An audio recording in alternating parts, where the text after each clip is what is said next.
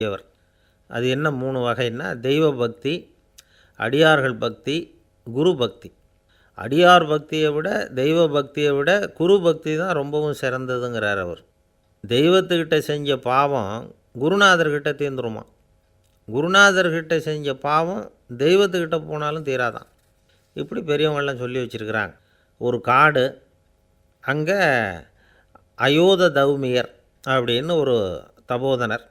அவர் பல மாணவர்களை ஒன்றா சேர்த்து ஒரு குருகுலம் நடத்திக்கிட்டு இருக்கிறார்.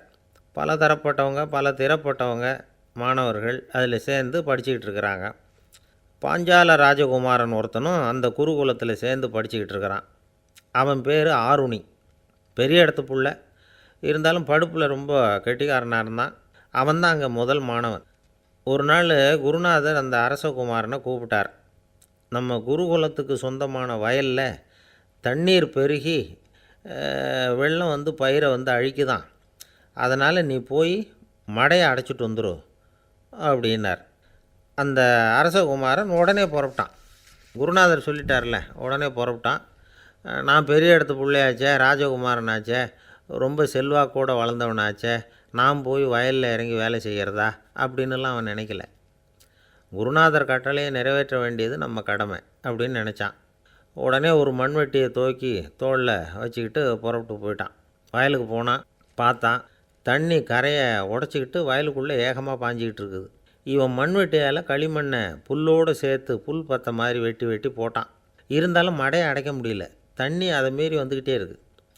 தண்ணி வந்து வேகமாக வயலுக்குள்ளே போய்கிட்டே இருக்குது. போடுற பத்தையெல்லாம் கரைஞ்சி போயிட்டுருக்கு. இருந்தாலும் இவன் தன்னுடைய முயற்சியை கைவிடலை. வெட்டி வெட்டி போட்டுக்கிட்டே இருக்கிறான். காலையில் அங்கே போனவன் சாயந்தரம் வரைக்கும் இப்படி செஞ்சுக்கிட்டு இருக்கிறான். உடம்பும் மனசும் ரொம்பவும் சோர்ந்து போச்சு. இருந்தாலும் குருநாதர் இட்ட கட்டளையை நிறைவேற்றாமல் இருக்கிறோமேங்கிற ஒரு குறை அவனுக்கு இருக்குது. குரு கட்டளையை நிறைவேற்றாத நான் வந்து இன்னமும் இருக்கணுமா அப்படின்னு யோசனை பண்ண ஆரம்பிச்சிட்டான். என்ன செய்யலாம்னு பார்த்தான். நம்ம குருநாதர் இட்ட பணிக்காக இந்த உடம்பையே தியாகம் பண்ணலாம் அப்படின்னு முடிவு பண்ணான். தண்ணி பாயுதில் அதுக்கு குறுக்க விழுந்து அப்படியே மடையை அடைச்சிக்கிட்டு அப்படியே படுத்துட்டான். இது மற்றவங்களுக்கு தெரியாது. அன்றைக்கி ராத்திரி ஒரு விளக்கு முன்னாடி உட்காந்து குருநாதர் பிள்ளைங்களுக்கு பாடம் சொல்லி கொடுத்துக்கிட்டு இருக்கிறார். முதல் வரிசையில் இருக்கக்கூடிய ராஜகுமாரனை காணலை. நம்ம ஆருணி எங்கே போனா அப்படின்னு சொல்லி மற்ற மாணவர்களை விசாரித்தார். இப்போ அவங்க சொன்னாங்க, சுவாமி அவன் காலையில் வயலுக்கு வந்து மடையை அடைக்கிறதுக்காக போனான், நீங்கள் தான் போக சொன்னீங்க, இன்னும் திரும்பி வரல அப்படின்னு அவர் பையன். குருநாதர் உடனே ஒரு தீவெட்டி எடுத்துக்கிட்டு மாணவர்களை அழைச்சிக்கிட்டு வயலுக்கு போனார்.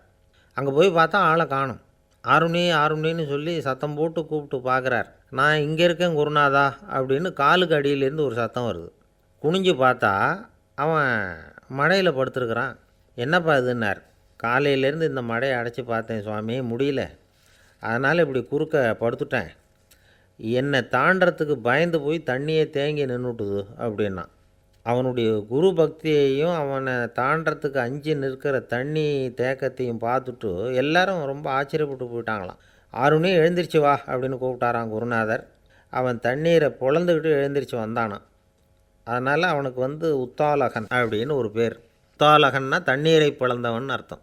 அந்த உத்தாலகன் மாதிரி இந்த காலத்து மாணவர்களுக்கும் குரு பக்தி வேணும் அப்படின்னு சொன்னோம் ஒரு பள்ளிக்கூடத்தில். உடனே நிறைய மாணவர்கள் எழுந்திரிச்சு நின்னாங்க. சார், நீங்கள் எங்களை வந்து இன்னமும் சரியாக புரிஞ்சுக்கலன்னு நினைக்கிறோம். அன்னைக்காவது ஒருத்தன் அப்படி இருந்தான், இன்றைக்கி ஏகப்பட்ட உத்தாலகர்கள் இருக்கிறோம்.